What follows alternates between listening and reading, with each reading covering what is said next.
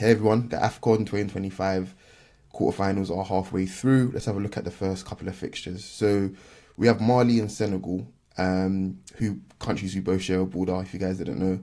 AFCON was at the game today as well. Whatever, I guess shout out to him. And since 2021, Mali actually have just lost one match in 90 minutes in the AFCON across 13 games. They've also, as you guys know, they've drawn all four of their games in 90 minutes this tournament as well.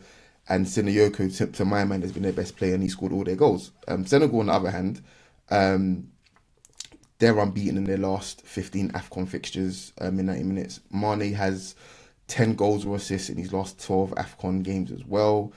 And they scored 10 goals this tournament. I think they're the second top scorers behind Nigeria. So the game itself, for me personally, Senegal were like the perfect match for Mali because they've got the sorts of players that want to break down a low block the way Mali want to play, especially with what the coach has expressed. So players like Njai that can carry the ball, which paid dividends by the way before the red card. It made perfect sense. And what I liked about this goal is the fact that he followed his passing.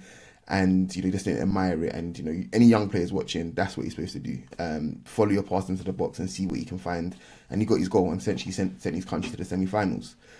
Bissouma got a red, and I think this is just a poor tournament for him altogether. Mali's best chance came from a set piece, and their goalkeeper Diarra really saved it from being an embarrassment. Let's move on to Cameroon, Morocco.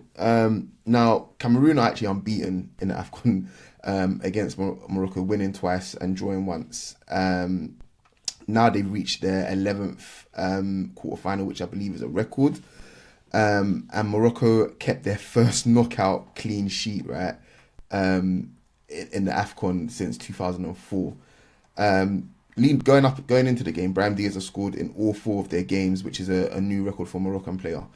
To be frank, Cameroon were monstered, physically monstered. They just couldn't get going. Morocco were all over them. You just told from the energy in the stadium that Morocco weren't losing today. They were. It's strange saying Cameroon being out-muscled, out-fought, outrun, out everything basically. But that's how it went. Diaz got his goal, an assist from El Khabi. I'm sure he probably won the goal himself, but that's now 5 games in a row he's scored in. That's absolutely mental, man. Seriously. Saibari, a player that I quite like, the PSV man, actually got his first goal of the tournament for all his efforts. So shout out to him. Right, now let's have a look at the 2 remaining quarterfinals that are yet to be played. Algeria versus Nigeria, a fixture that I'm not looking forward to because of the last time that we played. Semi-finals 2019, Riyad Mahrez in the last minute scores a free kick. Not really pleased about that, to be honest. But I suppose going into the game, look, Algeria have the best defence. They've conceded just 1 goal. And they've got, again, the lowest expected goals against as well. And then you have Nigeria, who's by far and away the best attacking team this tournament in Africa in general, with 12 goals.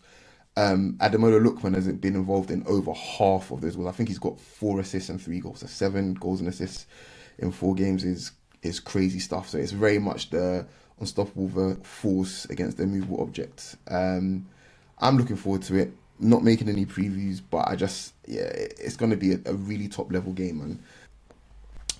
And then we have Egypt versus the Côte d'Ivoire, repeat of the 2006 final, which the Côte d'Ivoire coach played in and lost. And then also, I believe, a repeat of the round of 16 clash in 2022, where Egypt again prevailed on penalties as well. So, you know what I'm going to say here? This one's going to penalties as well. I think Egypt's having a steady sort of tournament where they don't really give away much. They went to extra time against Benin, but they've been quite solid. I think they're not really inspiring like that. Ahmed Diallo has scored in all 3 of his starts for the Côte d'Ivoire this tournament, and this is a record appearance in the quarterfinals for the Côte d'Ivoire. I think it's actually tied with Nigeria for the most amount. I believe it's 9 quarterfinals.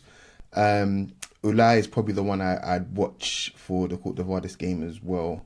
He's been quite impressive. But yeah, I've been Coach. Take it easy, guys. Peace.